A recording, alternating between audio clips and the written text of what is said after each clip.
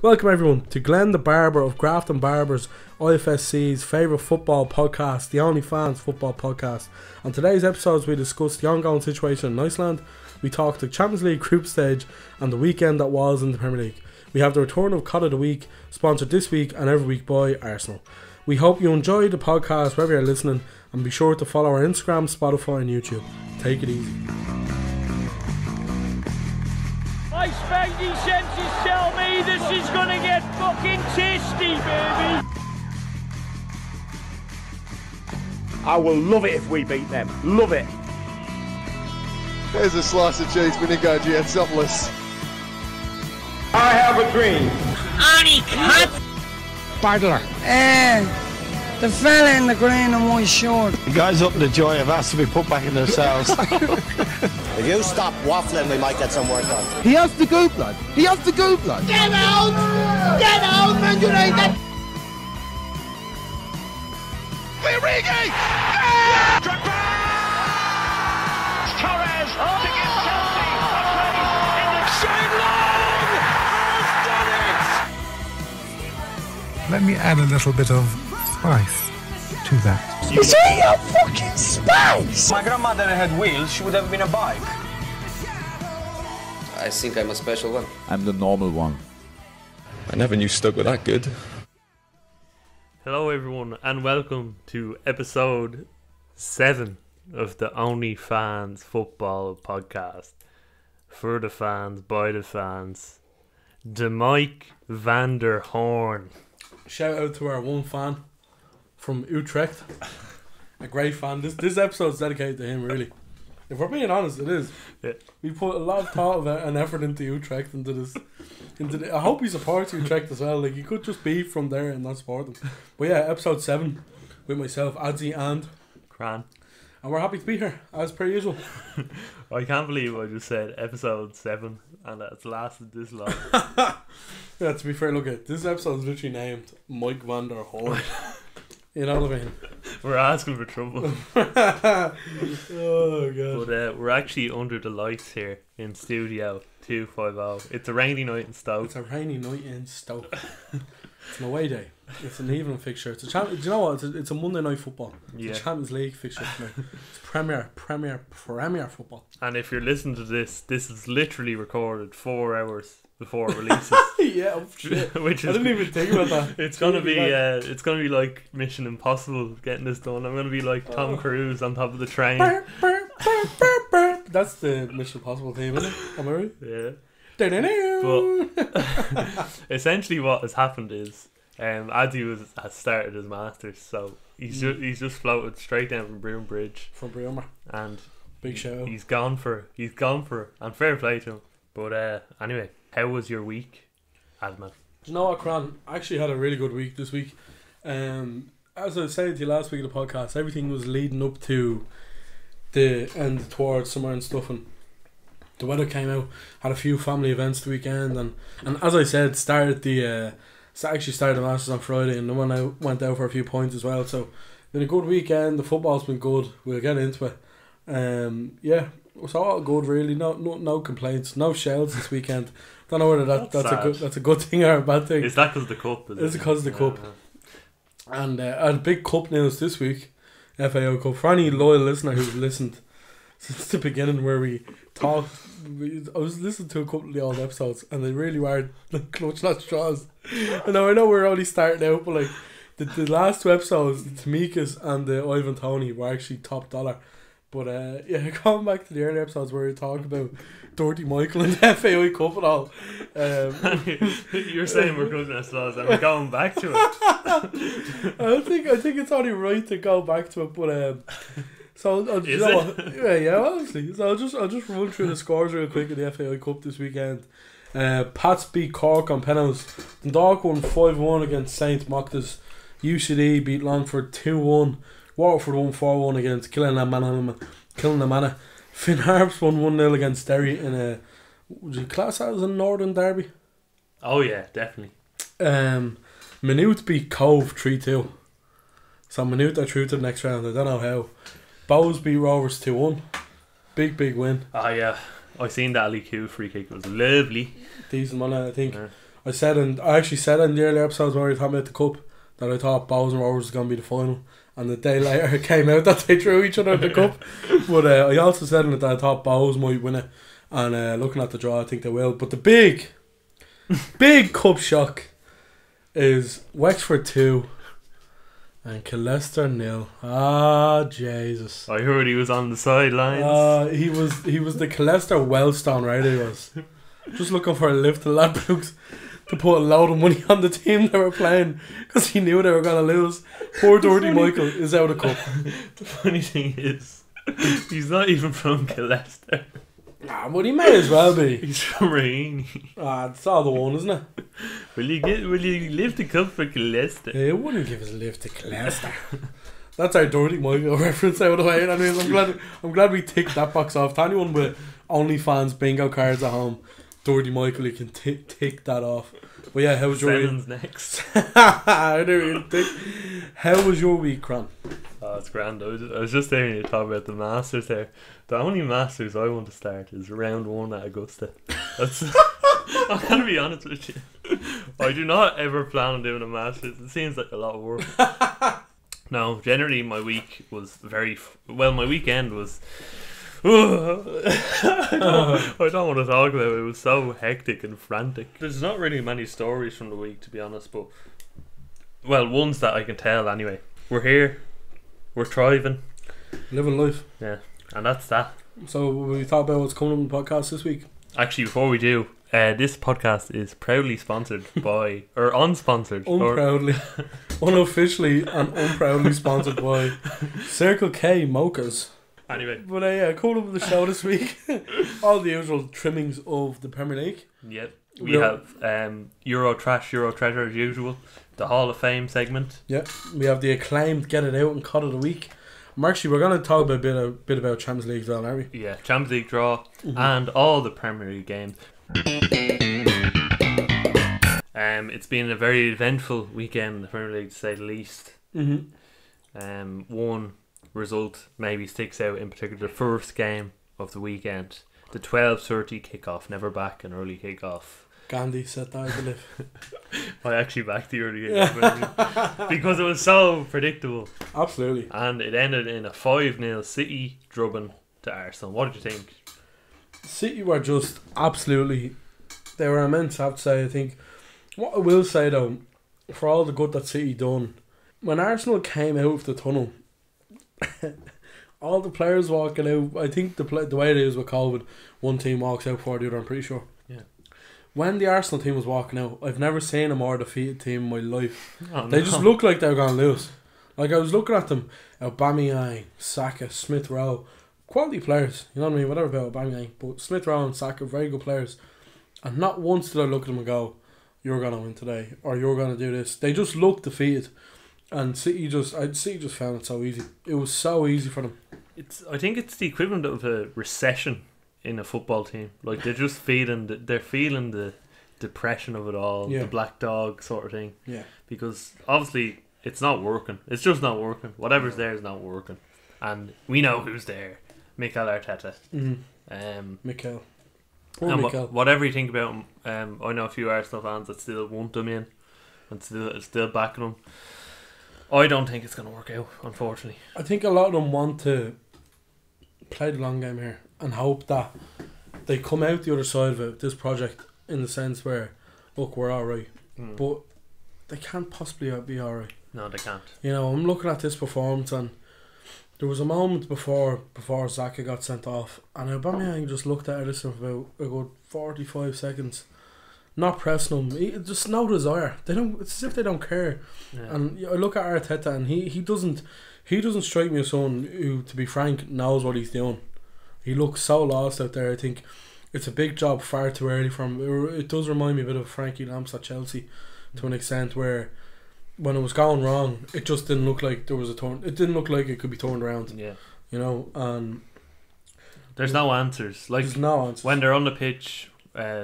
Losing the game, there's nothing to turn to. Yeah. Or there's no plan B. No. There's no plan A. Yeah. There's nothing. Like, they go out into, like, we said it last week about the game against Brentford and the game against Chelsea. They look like they didn't know the teams they were playing against. Like even against Lukaku, Mari's trying to get touch tight with him. You can't get touch tight with him. Yeah. That's like, I can see that. And I'm not Arteta. I haven't got Arteta's coaching badges, and I can see that. So how can he not see it? Yeah. You know, it's just tactically from minute one they just set up wrong. Like, I think they played 5 at the back at the weekend. That's fair enough. I get it. But then they're playing Xhaka in midfield with Odegaard, Smith Rowe, Saka, and Aubameyang up front. And you're thinking, where's the legs in that team to do the likes of the pressing and stuff? And there's none. The back four is awful as well. Yeah. Why are they playing that back four? You know, they had surely there's something there in their squad that they can put in that back four instead. You know what I mean? Yeah. It's shocking. I don't know what else to say. I feel bad now, just absolutely tearing into ours. Well, I think but it needs to be done. We'll focus on City for a second. Yeah. Diaz and Laporte, you know what I mean? They didn't lay a hand on them. But I think these two have the potential to be the best two centre-back partnership in the country. Yeah. Potentially in Europe as well. Diaz, Laporte, yeah. If they hold on to Laporte, I heard he was going, but Yeah. deadline day is tomorrow, so surely not. And just another bit on City, they've done this without De Bruyne. Yeah. Not even in the squad. So what happens when he comes back, I don't know. What I do know is in the last 3 home games for City in the Premier League, they've won 5-0 in all. Against Everton on the last day last season, Norwich last week, and Arsenal this week. Dangerous. So it feels like they're just going to get stronger and stronger. We're going to talk about Liverpool, Chelsea, United, etc. after a while. But I think that game against Spurs, I don't think that's going to happen very often this season, to be honest with you. Yeah. Well, we'll see. I'm just going to skim through the 3 PMs because obviously there's a lot to pack into one podcast. So I'm just going to skim through Southampton 2, Newcastle 2. I have Jamal Lascelles circled as a COD because he just potential COD of the week. Potential COD of the week, yeah, because he just hacked down. I think it was Adam Armstrong in the box. Silly play. Absolutely stupid. 96 minutes. After I don't know what he's saying. St Maxime's goal, great finish, and the elation. I think it was like the 94th minute or something. And then they just got down the other end. They concede straight away. It's horrible. Shocking stuff. I'll run through Brentford Villa 1-1. And I mentioned for Mr. Ivan Toney, first goal in the Premier League. Delighted, aren't we? Tada! Delighted we are. It's brilliant. The first of many, I'd say. Yeah, he's a magical player. Brighton 0, Everton 2. I have Richarlison penalty situation circles. Absolute stupidity from him, wanting to take the ball off the penalty taker Calvert-Lewin. Very silly. And being very selfish as well. So there you go. I have Norwich 1, Leicester 2. Cantwell was offside. The absolute dope. He cost his team.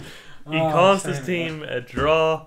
And as Adam said, Daniel Falk, his 3 little piggies. He was nowhere to be seen. Well, he was to be seen in the interview after the game, and he was coming out with some amount of spoof like.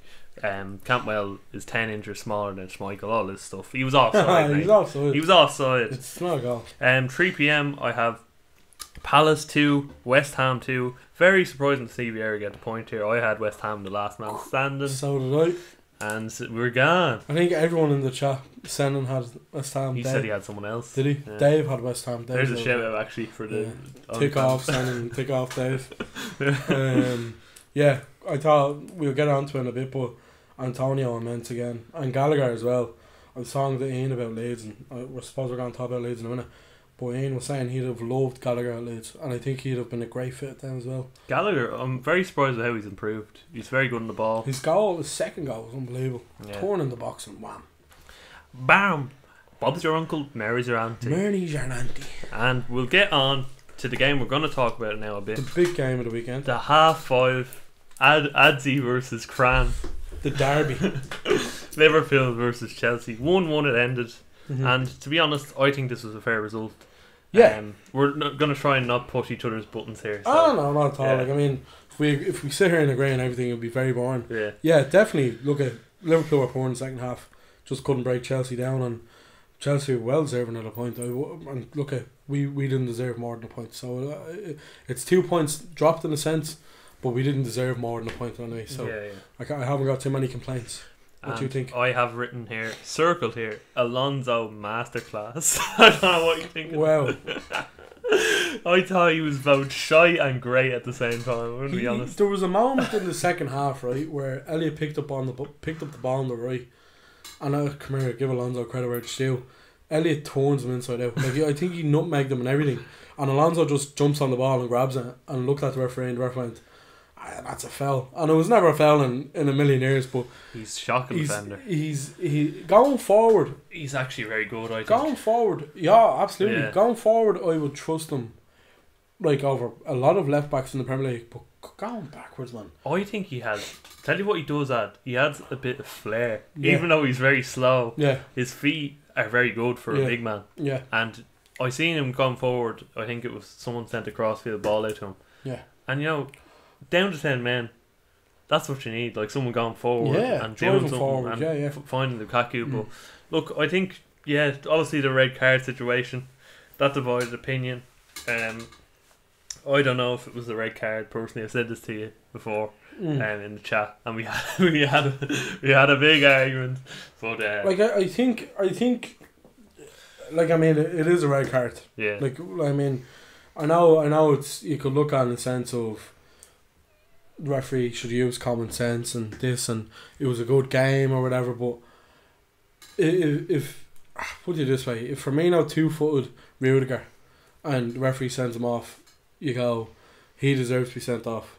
By letter of the law, he deserves to be sent off. I can't then turn around and say he just deserved to be sent off because it was a good game. You know what I mean? So I understand to a point how the frustration of Chelsea fans towards, was Taylor, wasn't it? Towards Taylor, and because he's done it before as well. It's not just I know. Look at, come here. We're all wearing our tinfoil hats tonight. he first, like, he has to give the red card. When he sees him handle the ball on the line, he has to give the red card. Yeah. And if he doesn't give him the red card, it sets a precedent then of not being able to give red cards. I think Rory made a good point in the chat though as well. Like, the thing that pissed us off more than anything was the fact that he went out to the monitor, looked at the freeze frame, and he was like a big smug face, and he was like, red card. And it's like, it's so casual the way he did it. It's so annoying. But I seen someone on Twitter say, like, it was accidental. And I mean, I would love to think Reece James. I think it was a handball, by the way. Oh yeah, no, come here. There's no doubts. It was definitely a handball. There's no doubts about it. But even when you look at the video again, he kind of moves his arm towards him. I think that's his downfall. Whatever about the deflection off his knee or whatever, the fact that he moves his arm towards it is what got him sent off. But look, it is what it is. I don't have many complaints because we got the point in the end. So I'm happy with that. I have something here, and this isn't a dig before. I'm not trying to wind you up when I say this because it was done in a brilliant way. But Chelsea made it a dogfight. Chelsea made it into something that Liverpool didn't want it to be. Yeah. And you're not going to like this, and I don't mean it as a dig, but Chelsea dragged Liverpool down to their level. But they had to because they were a man like. And that they defended brilliantly. I wouldn't have any complaints with that. No, not at all. I wouldn't have any complaints about it. From a Liverpool perspective, we need a plan B. First of all, we need an out-and-out striker. We do. We need an out-and-out striker. You think, yeah. I love Bobby. I love Jota. And there's games where they work, but against the low blocks, a team sitting low block where it's hard to break down. They're not exactly what you need. You need a Richie Lambert. Do you remember him? Yeah. And funny you should say that. When one of the players I was thinking of that I would love Liverpool to get, and it's probably a bit unconventional, but he was a player who really impressed me at Eintracht Frankfurt, went to West Ham, wasn't that great, and now he's over in Ajax. Sebastian Haller, 6'4", big French lad.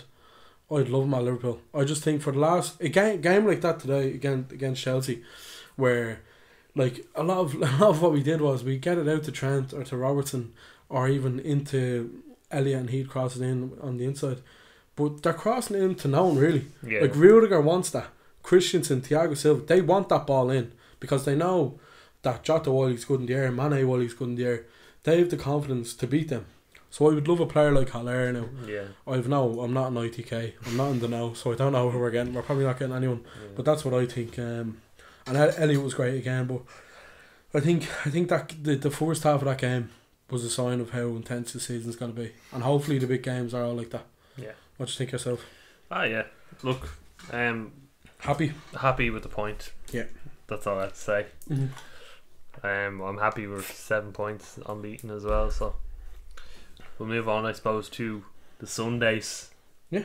Sunday, bloody Sunday. Tell me why I don't like Sundays. Tell me why I don't like a sun. Oh, it's Mondays. I don't know. I'm after fucking that up. Tell me why. Oh, go on, sorry. We don't like Mondays either, to be fair. No, Bob Geldof was right.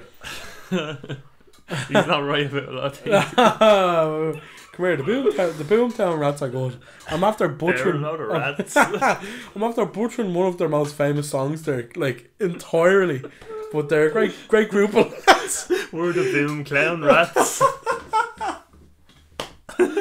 Oh, will you hurry up? Burnley. Put me on me. We'll move on to the Sunday games. 2 p.m. Burnley 1, Leeds 1. And I have to say, it's about what I predicted in this game. Were you watching? No, I wasn't, no. I wouldn't. Good for you. I wouldn't watch such dregs of a game. Oh, God. I'm not going to lie. I like Leeds and everything, but watching Burnley at Turf Moor, it's like pulling teeth or I don't know, whacking nails against someone's head. Like it's fucking it's bad stuff. But it's mad stuff. Like crack cocaine. It's mad stuff.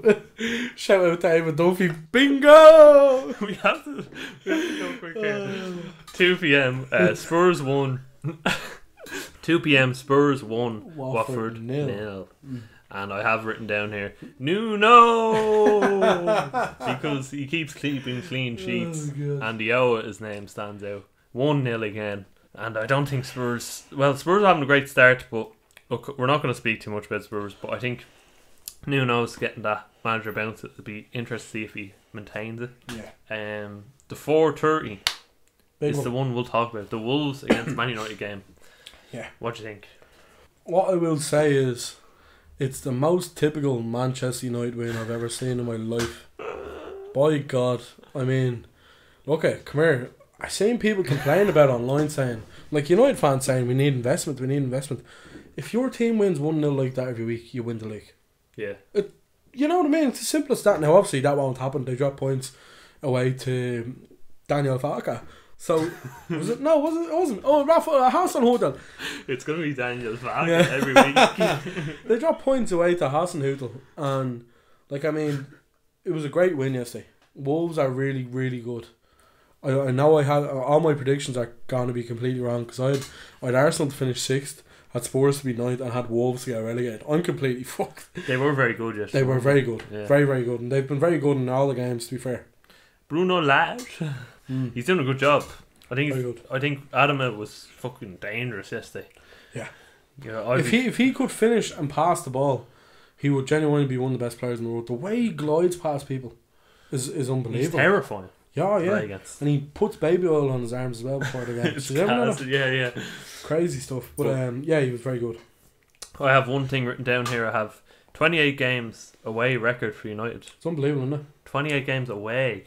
Like, yeah. You think it would be you have to put it in the context of COVID as well, though. Oh, yeah. You know, where there was no fan. And I'm not saying that's why they've done it, because it's a cracking record. I'm not diminishing the record. But yeah, a lot of those games would have been behind closed doors, you know. So, but yeah, cracking record. What did you think about United overall? I think they got away with murder. To be honest with you, and this is coming from a person who's not a Liverpool fan, so I can say this: they got away with fucking murder. Yeah. I thought Wolves were the better team. Yeah. Gonna be honest with you, I thought Trincao, Adama Traore, Jimenez were all. I don't know how that wasn't a penalty on Trincao, by the way. Which one? Right at start. At the end, yeah. No, right at start. So he shoots, and it was when Wan-Bissaka came in and cleared it. But as he cleared it, and he's going for the follow up, Daniel James comes in and goes, and I mean near on takes him out. Like, he took him out, like. And I remember a penalty being given similar last year in the Merseyside derby where Calvert-Lewin got, I think. Yeah. And obviously everything got the win or whatever, but I was surprised it wasn't checked by VAR. I thought that would have been a penalty. I think at the same time though, we were giving penalties. Besides penalties, Wolves should have won the game. Yeah, you know what I mean. And they let United live for too long. Yeah. In the game, and that's what happened. Mason Greenwood very good. I thought Varane was very good, by the way. Varane, yeah, very impressive. I thought, apart from he had no one to protect him, which didn't help. Yeah, but I thought he was very good. Like, you can see the difference in Maguire already, where like he's playing with one of the best defenders in the world, so he should be doing well. And it felt like every time a ball was crossed in, he just won the header. Yeah. No bother to him, and he pushed the team forward as well, so he's very good. And a big, I suppose, shout out to Mason Greenwood as well, who's had a very good start to the season. Yeah. I think we should recognise that. Yeah, he's only a young flea. He's only going to get better as well. Good player, yeah. Anyway, that was the weekend. That was the weekend. That was. What was your goal of the weekend? Whoever. The goal of the weekend. Do you want me to hit you with mine? Go for it. I thought Howard's goal was my goal of the weekend. Great looping header. I think even if there had been a player on the line, it wouldn't have been cleared. That's how good the header was. I just thought of it. My goal of the weekend is Rodri. Yeah. Manchester City against Arsenal. Passed into the back of net, wasn't An absolute beautiful goal. So I'll give it to Rodri for that one. Yeah. Just for a bit of variation. Yeah. Havertz, very good goal as well. But my God of the week this week, just based on the whole week in total, is Michael Antonio. How would you say Michael Antonio. I can't even say it. Antonio was my God of the week. He cracking game on Monday against Leicester. That was on Monday, wasn't it? Yeah. And then he followed it up on Saturday with a goal and assist against Palace, and I thought he was great again. And there's something about him there was something about him last season as well, but there's something about him this season. He seems uber confident, and I just don't see him. I don't see this form stopping. I'll put it that way. Right. Since I didn't give the goal of the week to a Chelsea player, I'm going to go for a performance that stood out to me the most in the game on Saturday, backs against the wall against Liverpool. I thought Edouard Mendy was brilliant, so I'm going to give him the goal of the week. I don't know if this is form or if it's class. I don't know. I think he's the safest hands in the league. Yeah. Any cross that comes in, it's just like he has magnets on his hand. He just catches no bother to him. So yeah, that's and great recommendation by Petr Cech as well. Shout out to him. Rene. Well, here, Cran, can you smell that? Smells to me like Call of the Week's on the way. Hit the jingle.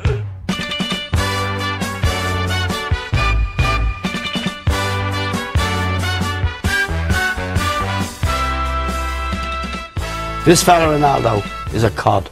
And our cod of the week this week is Granit Xhaka of Arsenal. Of course it is. It has to be. And Arsenal fans might as well be eating granite watching this fella. Oh He's my fucking God. awful. What was he thinking of? What was he thinking of diving in like that? I thought it was cowardly. Yeah. Cowardly. It is. You know what? He took the easy way out of that game. Absolutely took the easy way out of that game. He should. Arsenal fans should be giving him dog's abuse. They should be trying to get him out of the club. Yeah. Absolutely. And he's also a prick. Just to throw that in. You can put that in. Yeah. Terrible mentality. That's it. Awful mentality. Granit Xhaka.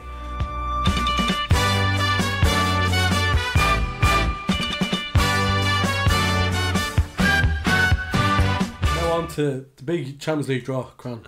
The big Champions League draw. I have to say, they don't half take the time doing these draws, don't they? Bloody hell. You might as well be watching the marathon of the Olympics. I was getting my haircut.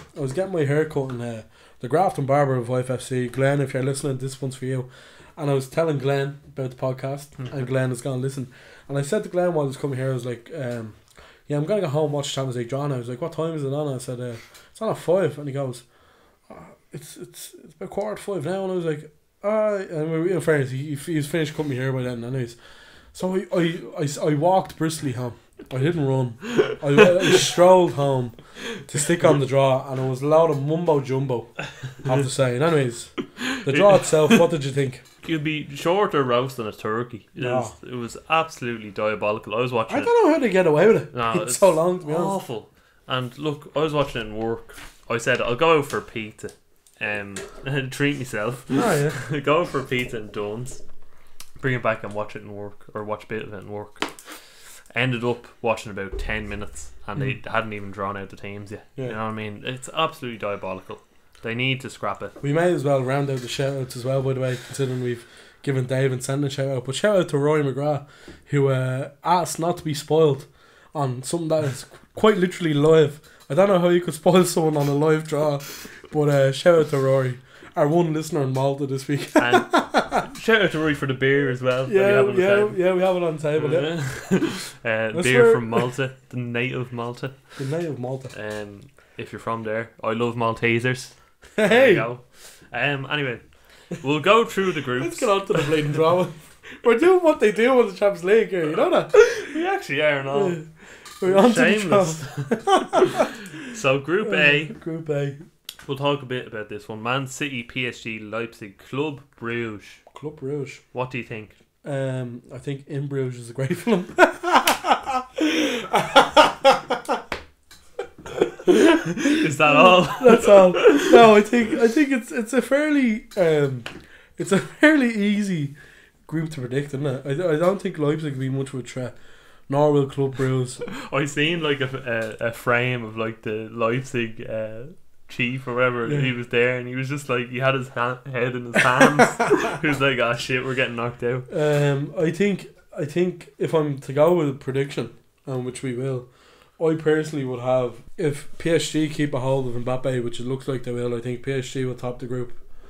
And I think Man City will be second, but it's going to be them two going through either way. It doesn't really matter what order, I suppose. Yeah, sure. I have Man City first and PSG second, so I think they'll both go through. I also have something else to point out here. Oil, Red Bull. Yeah. the group of scum. More or less. So there you go. That's the Champions League for you. I think that the song that John Way they have to change. Did you hear they've changed the Champions League tune? What? Yeah, so when Man City and PSG take to the field, all you hear is Shane O'Mac's Money Come On, and then at half time it's a rendition of ABBA Money. Now, yeah, it's gonna be a good game, but there's loads of money there. It's gonna be, I'd say, the first £1 billion game actually. Yeah. I think that's key. What are they calling it? The El Cachico. El Cachico. But yeah, we'll move on. We sound extremely bitter by saying that, you know that. Oh no, it is what it is. Yeah. Group B, AC Milan, Atleti, Porto, and Liverpool. Sorry, I didn't pronounce Atletico right. Atletico there. It's all good. And that's the group. What do you think, Adam? I think all four teams littered with European history there. I think, as far as I think there's a few good groups, so we'll get on to them. But I think that is the group with the most European pedigree. Yeah. Easily. It's a cracking group, isn't it? It's class, I think. If I'm a Scouser now, I am licking my lips at the idea of going away to the likes of Porto, Atletico and AC. You're in Milan, you're in Portugal, you're in Madrid. Like, you've waited so long for the European away days to come back, and you have three of the best there waiting for you. It's going to be a tough group, no doubt about it. I would fancy Liverpool to top the group with the squad that we have. I think Atleti will come second, and probably AC Milan third. I have to that get as Europa. well. You have the exact same, yeah. And Porto, not to be underestimated though, because they're a good side, but I think the handsomeness of Olivier Giroud will take AC Milan to third. Oh yeah, and maybe a few shocks in there. You never know. But Group C, Ajax, Besiktas, Dortmund, and Sporting. Another group where it's sort of like a nice contrast here. You have Besiktas, who are Turkish, then you have the likes of Ajax, obviously great Dutch club. Dortmund, who have the yellow wall, and Sporting from Portugal. So a nice little group there. I think Dortmund will finish first. I think Ajax would do the second. Yeah, I agree. I haven't got much to say really, other than that I hope Sebastian Haller puts a few goals in so he proves me right. No, Dortmund will top that group. Yeah. I actually I knew a fan who supported Besiktas from Turkey. Okay. And he loved Besiktas. And why he doesn't love them anymore? No, but I just thought I'd point that out. Oh, okay. Besiktas, I sort of had I'm drawn to them because I knew a fella from Besiktas, a nice bloke. So I'd want them to go through, but I don't think they will. Personally. Yeah, no, they don't. Yeah. So Group D, I have Sheriff from Moldova. Fun fact about Sheriff: first ever Moldovan team in the Champions League. Yeah. And if they can do it, why can't the Irish clubs do it? That's what I would say. Although we might be waiting a while. We have Sheriff, Inter, Real Madrid, and Shakhtar. Mm-hmm. Well, you would fancy Real Madrid to go through. Yeah. With the pedigree in Europe that they have. Bale seems to be coming back into form as well, strangely enough. Obviously the likes of Benzema. Inter have had a bit of a clear out this year. Yeah. Lukaku obviously gone, Hakimi gone. The big loss of Ashley Young. I don't know how they recover from that. Conte gone. It could be a tough group for them. If you had to look at that with a a clean eye, you would probably say Real and Inter through. But I'm going to go with Sheriff because fuck it, why not? So Real and Sheriff. Yeah. I'd love Sheriff to go through. I think it'd be a great story. They probably won't, to be honest. But they are a nice little side now, but I think I'm going to go for Real and Shakhtar to go through on that one. Okay. I think Inter have lost too much, and I rate Shakhtar. They have a bit of European pedigree now, so I'd rate them to go through. Group E, you've got Barca, Munich, Benfica, and Kiev. Dynamo Kiev. The Dynamo. And yeah, Barca. We know about Barca. Oh, they lost Messi. So it's going to be tough for them this season. I think Munich have a bit more going into this group. The likes of Benfica have got their old manager back, so they're going to be tough to beat as well. I don't think Barca and Munich have too much to be worried about though. Yeah, no, I think it's going to be a first, second. I don't know if you agree. First, Munich. I think Munich top and Barca second would be a good show. Yeah, that's how we'll go with that group. And then obviously the United group. So Group F, Man United, Villarreal, Atalanta, and Young Boys. Oh. So Man United, yeah, they have two fully adult teams to worry about, and then they have Young Boys obviously. Hey, you wrote that joke down earlier, didn't you? No, I just came up with it on spot. So we're so proud of that. So yeah, obviously Villarreal and Man United, old rivals I would call them because of the Europa League thing. And they'll be seeking vengeance, United. They'll be getting flashbacks of it, I'd say. Yeah, but I think I'm going to go with a Man United first, Atalanta second, and yeah, I'm going to go with Atalanta first because I just think the way they play suits European football down to the ground. The knockout style of it, the nature of it being like you must win almost every game. And I have Villarreal going through second. Wow, so no United? No. Even with Ronaldo? No. Ronaldo's getting knocked out in the group stage? No, Bill. No. I'm not being biased or anything, am I? No, I in my head it's saying United and Atalanta. But my heart's bigger than my head, so Atalanta and Villarreal are going through. I've already put Sheriff through. This is the worst Champions League draw ever. You know what I mean? It may as well be the Europa League draw, for fuck's sake. Group G, Lille, Salzburg, Sevilla, and Wolfsburg. One of the worst groups they're seeing. I was looking at that group there, right? And I genuinely had to look at it about 2 or 3 times. I was like, that cannot be true. That has to be Europa League group. Europa Conference League. Lille won the league last season. Salzburg, another Red Bull scum. Sevilla and Wolfsburg. Man, you may as well pick these from how. I have Lille going through first and Wolfsburg second just because, I don't know, why not? Yeah. I have Sevilla and Salzburg second. Yeah. Group H, the one with Chelsea involved. Chelsea, Juventus, Zenit and Malmo. And I don't see any problems for Chelsea and Juventus in this one. Not at all. Zenit away could be a tough game, but I think they'll finish third. Well, didn't United go away last season? And I have to bring it up because it's funny. Away to Istanbul, Başakşehir or something. Yeah. They lost 2-1. Demba scored. So that was a tough away game. Yeah. And it just shows that. And there was fans, wasn't there? Yeah. There was a crowd of fans. It was a full stadium. it was like COVID hadn't hit Turkey. The peak of COVID, like.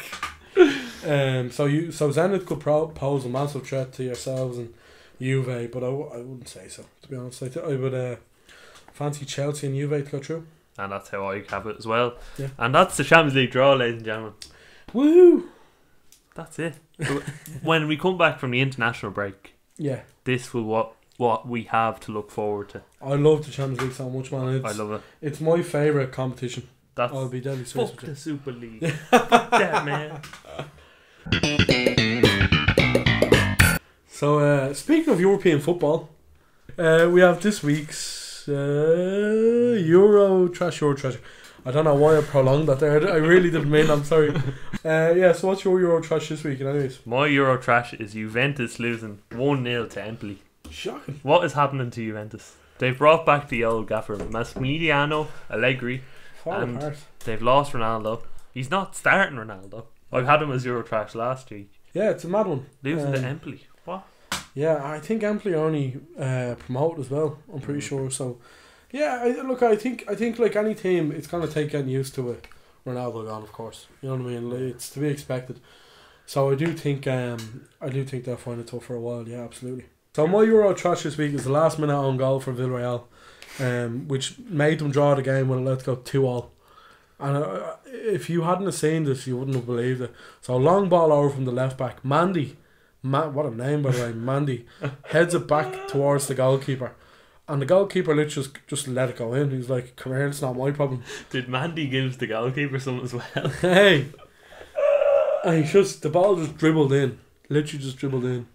Like a toddler. A terrible goal to concede, really. But it was quite funny. It was just bad, wasn't it? It was just awful. Like I see the lads and I was like, oh, we're talking about own goals, this will go in.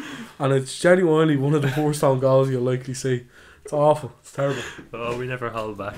No. Your Euro treasure. I'm going to go for the Union Berlin fans, actually. I've decided this last minute. They beat Borussia Mönchengladbach 2-1. One of the best teams in the modern times in Germany. The fans over there are fucking mental. For a start, Union Berlin. It's like I suppose it's like seen as the communist club in Berlin. Yeah. And they built all the stadium, everything from scratch. So all the fans contributed. Yeah. And they've built everything with their own money. It's a cracking club. Owners. It's a cracking club. It's the footballing dream. Toivo, shout out to Toivo and Monique, former Liverpool player, got a goal yesterday for Union as well. He's a cracking player. Yeah. My Euro trash this week, believe it or not, comes from Iceland, the Premier Division in Iceland, where I can't even say that. Falkir lost 7-0 to Breidablik, who are the away team. Goals from Steindorsen, Gunnlaugsson, Einarsson, Helgason on goal, Atlansen and Vilja Lamsen. Yeah, and Falkir are bottom of the league. Yeah, it all makes sense. It's not like the time when I brought the Belarusian Premier League, where there was match fixing going on. But yeah, cracking game of football in Iceland. I have a bone to pick with that. Bone to pick what? Iceland aren't in the European Union. No way. I'm only joking. Imagine you're talking about Europe and you're like, hold on a minute, Iceland aren't in the European Union. Anyway, pure spoof. We'll move on. My Hall of Fame this week is Ronaldo's move to Man United. Okay, I think that'll win. Out of the blue. Yeah. Literally. From City to United, out of the blue. Yeah. Hey! Just absolutely. They could never let him go to City. You know what I mean? I'm starstruck. Yeah. You know what I mean? Like, I remember waking up on the Friday morning. I was like, he's gone to City. Fabrizio's reporting it and all. He's City, here we go, sort of thing. Breaks your heart, really. Out of nowhere. I hear about 4 hours later, United fan in work, he's like, United are in for him now. I'm like, what? City already have him. I couldn't believe it, man.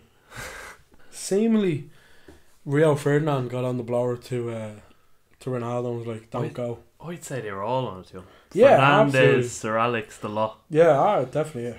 You know what I mean? So, look, fair play to United getting that deal across the line. You can only commend that. Yeah. Getting one of the best players ever to live back at the club. It's fairy tale stuff for them. Look, if I was a United fan, you can't deny it if you were a fan of that club. I know you can't imagine that scenario, but if you were a fan of that club, you'd be fucking buzzing with that. I was saying in work, that is dream scenario stuff. Yeah. Before I give my Hall of Fame this week, shout out to Armalloy for getting into the Hall of Fame. He will be added to it in due course, I suppose. Oh yeah.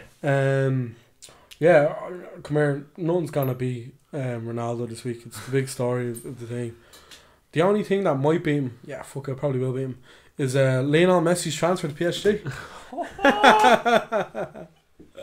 You're gone for. Do you know what? I'll be more specific. Lionel Messi's debut for PSG. Yeah, that's why I'll go. It's the only thing I can see rivaling Ronaldo. I was genuinely gonna just put up a pint of Guinness in the Hall of Fame just to like give Ronaldo the walkover, but I haven't got it in me. Nah, cracking signing for United, and yeah, you probably will. You might win a cup or something this year. Who knows? The Carling Cup. Carling Cup. The milk cup. So there we go. The two Hall of Fame entries are Ronaldo's move to United, out of the blue, from City to United, and Messi's debut for Paris Saint-Germain. Brilliant. So, for this week's Get It Out. Get It Out, very special edition of Get It Out, because we're talking about the Ireland squad. So much to fit in, man, this week. I know, yeah. Unbelievable. But we're getting through it all right. So I'll read out the Ireland squad now anyway for the upcoming. And just for context, we got a lot of shouts to talk about Ireland. Yeah. And obviously we're two Irishmen who are staunch behind the Irish national side. Stonks. So yeah, that's why we picked them. That's why we picked it this week. The upcoming internationals, obviously Portugal, Azerbaijan, and Serbia. Yeah. Wow. 2 of the 3 are probably not beat, but let's be honest. Come on. Probably 3 of the 3. No, go on. Sorry. Yeah, and we're actually off. Shout out to us. We're going. Shout out to ourselves. Yes, shout out to the 2 dashing men doing this podcast. Yeah, we're going to the match on Saturday against Azerbaijan, and I assume we're going to have an awful time. So in the Aviva Stadium. Keep an eye out for us, I suppose. But I'm excited though, because I've never actually been there, so it's going to be a good buzz. Yeah, I'm excited myself now. Yeah, and great company as well. Great company. Yeah. Oh, stop it. But anyway, I'll read out the squad for the upcoming international. So we have Kelleher, Talbot, Bazunu. Obviously Talbot was a last minute call up. Yeah. For Travers, the Bows keeper. We have Coleman, Doherty, Duffy, Egan, O'Shea, Manning. That's not John O'Shea, that's Dar O'Shea. Ryan Manning, McLean, Ahmed Bedeli, Collins, and in the midfield we have Cullen, Devoy. I have that scribbled out. We have Cullen, Hendrick, Hurahan, Arthurs, McGrath, me, Malumbi, and that's it, I think. And then up front we have Connolly, Collins, Horgan, Ida, Parra, Shane Long, and Ronan Curtis. First of all, how is Shane Long still getting a call up to the Irish national team? It's beyond me. It's crazy. 34 years old. Hasn't scored a goal in a long time. Listen, you know what I mean? In his stint in the Championship so far, he has 2 goals. And he's back in. He's back for Southampton in the Premier League now. Is he? Yeah. Yeah, and he hasn't kicked the ball like. Yeah, it's shocking stuff. I have to say, I have some stats here just before we start. Obviously, yeah, go for it. But I have some stats on all the strikers. I'm thinking where the goal is going to come from when we go to the game on Saturday. Where are they coming from, Jeff? Probably nowhere. Shane Long, 12 matches, 2 goals for Bournemouth in the last year. Adam Ida, 3 championship goals for Norwich. Hasn't started a Premier League game. Parra, 2 goals in League One this season, which isn't terrible, but no, it is. Collins, James Collins, 5 games, 0 goals for Ipswich. Ronan Curtis, 5 games, 0 goals in League One. Connolly hasn't scored, has started 1 game, 60 minutes or something. Georgie Kelly, this is someone I'm going to talk about a bit later on. Yeah. 26 games, all competitions, 16 goals. Yeah. And if you're including the cup, it's 17 goals. He's not in the squad. Yeah, it's heartbreaking. And I have a striker who was playing in League One as well, like Parra, who I have as the second person who should be called up. I'm not going to get into it now, but yeah, the striking aspect is horrible. It's dreadful to think about because you need a striker. That's like funny enough, I haven't got Georgie Kelly in mind. Yeah. If we done 5, and I know we only done 3, he would be in mine because we need a vocal point. I do think Adamida is very good, and I do think he can provide it. I think Conley's very good. I think he can potentially provide something, but I don't think they're good enough at this very minute. They're not on form. No. They're not going to come into the squad now. Look, I could be eating my words by Saturday against Azerbaijan, but I just don't think they should be involved in the at the minute. Not ever. Not that they'll never get called up again, but at this minute I don't think they should be called up. And there's a lot of players in the squad like Hendrick, and who feels like he never cares about the team sometimes. And I'd never take a dig at anyone's pride for their country or anything. I wouldn't. But there's games where he just walks around, prances around as if he doesn't want to be there. Sure, we'll talk about that a bit later. Will we read out our first pick? So my first pick for this team is Darren Randolph in third. I think the fact he's not in the squad, obviously we don't need goalkeepers more than attacking players, attacking outlets, but Darren Randolph is being one of the best servers for Ireland. I haven't seen him have a bad game in an Ireland jersey, and he's not in the squad. What the hell? Come on, man. I think, and we said it before about Randolph and West Ham, I think the only reason he's not in the squad is because he's not playing. But at the same time, Long's not playing. You know what I mean? Like Connolly's not Double playing. standards. It is, and like I think Kelleher will start. I do firmly believe Kelleher will start. Bazunu has been great as well, so it would be hard to fit him in. But I do think the admission of him is quite strange. Yeah, and it's heartbreaking, really. Yeah, I love Brando. Third for you. I have Gavin Kilkenny off of Bournemouth. Oh, okay. And we have Harry Arthur being called. Harry Arthur's in the squad, I'm pretty sure, isn't he? Of Nottingham Forest. I think he's being shifted out of Forest as well. Man. He's in the squad. He's washed. I like Harry. I've always liked Harry Arthur. Yeah, he's very good when he's not injured, and he has a lot of passion for the country as well. But he's not called into the squad. He's called into the squad, sorry, ahead of a player like Kilkenny, who's young, who fits Stephen Kenny's profile. Yeah. Like Gav Kilkenny fits that profile that Kenny wants of young, hungry players to come in. Like, he's had a good season for Bournemouth. He's had 2 man of the matches so far this season. He's been great, and I just find it strange that he's not involved. Right. Your number 2. My number 2. I'm gonna have to narrow it down here, but I've given it to David McGoldrick. Didsy.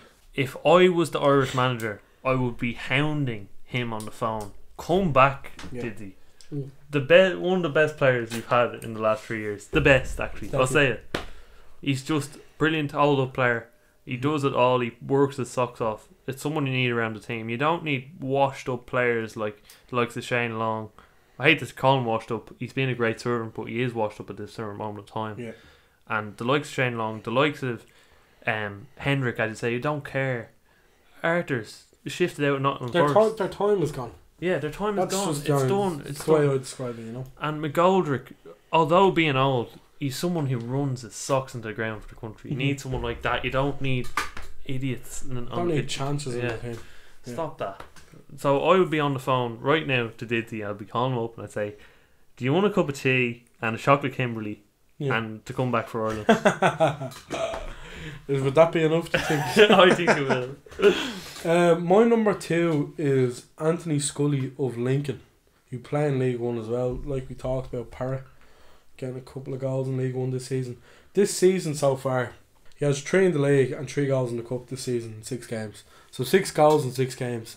Right now, that's what he has. Last season, he had 15 goals and 18 assists at the age of 21. And Parrott scored 2 all season in the same competition. Now, to me, it's mental that a striker with those statistics hasn't gotten a call up to the team. And look, I'm not here to slam that Kenny. There's a lot of squad that I do like, but Long shouldn't be in it. Collins shouldn't be in it. That's 2 places already. That Long and Collins is a place for Scully and Georgie Kelly. So. And you look at the. I read out the stats. That's zero, like not many goals whatsoever. So where are the goals coming from? You know exactly. Your number 1. My number 1. I've gone from Georgie Kelly, the bald bomber, from Doon and all. Fucking like this is it's astounding to me. He scores his goals in Europe. He's in the middle of a season. Yeah. He's in peak form. He's scoring goals. Call him up. Yeah. You bloody dope. You know what I mean? Like he's a focal point.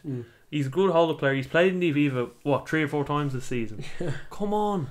I think he scored in every game as well. It's absolutely ridiculous. Cracking. No, he definitely does deserve a team that needs goals. He's not involved. It's weird to me. It's very strange, but and a team that has no pace as well. You don't have any assets in that team as it is with pace, or if you want to play that way with pace. Yeah. There's no more pace. I had Benny written down here. Yeah, he was class in the. He came on for 2 minutes, but he did more than any player in the team in 2 minutes. He's a good player as well, and he's quick and he can do it all.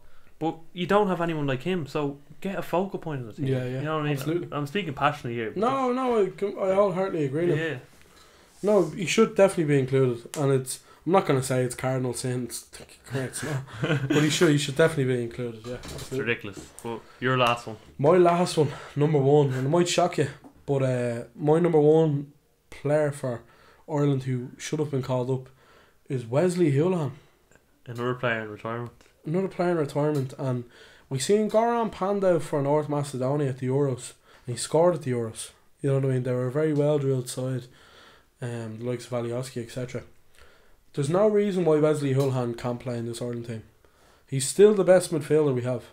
Still playing for Cambridge he's playing for now, I'm pretty sure. Cambridge he's playing for.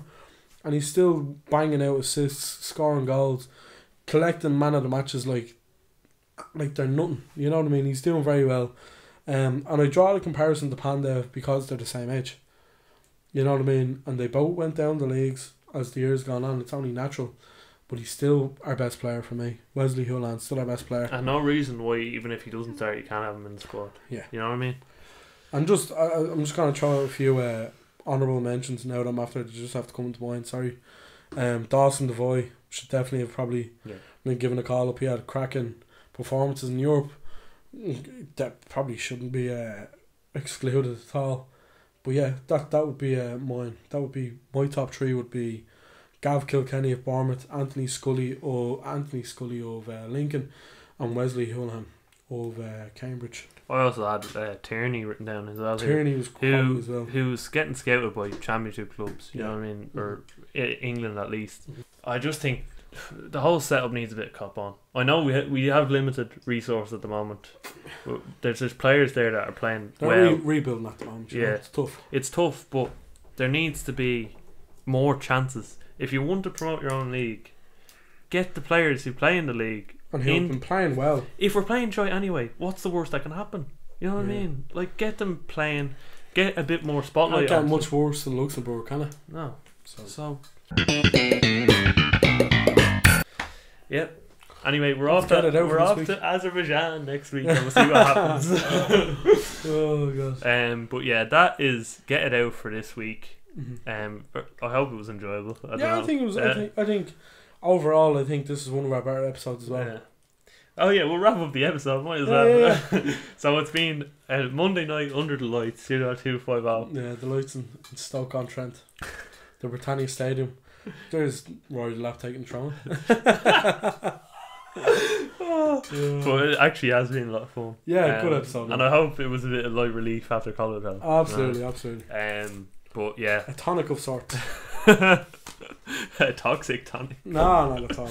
But look, I hope you all enjoyed this episode of the Onlyfanz Football Podcast for the fans, by the fans, episode 7. The Mike van der Hoorn of Utrecht. Shout out to the Utrecht fan. We have to give him a shout out. Yeah. Absolute legend for listening. And there's a listener in Australia and Malta at the minute. Thank you for them as well. Malta's I know. Still, we're going to take the clout. So thanks for everyone listening around the world. It's only going to go up from here. So thanks for in. And next week we hope to be in a pub somewhere doing a little special for. So that'll be out next Monday. Yeah, we'll do. We're not gonna take requests this week for Get It Out because we'll just talk about.